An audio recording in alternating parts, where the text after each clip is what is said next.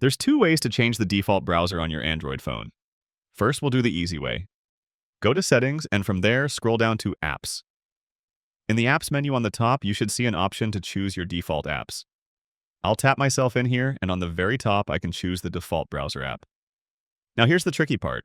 Sometimes when you download a browser app, your phone might not register it as an option to be listed here. And there's a good chance that your browser of choice is not listed here.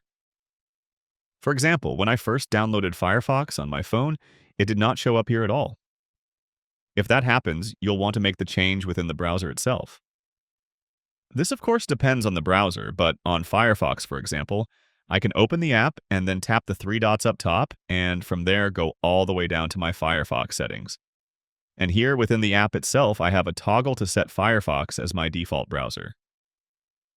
My phone will ask me to confirm, and I'm all set. Once you do that, you'll probably see that browser now also included in your settings, under the Default Apps section. And that's it. Click the like button if this helped, and subscribe for more easy guides like this.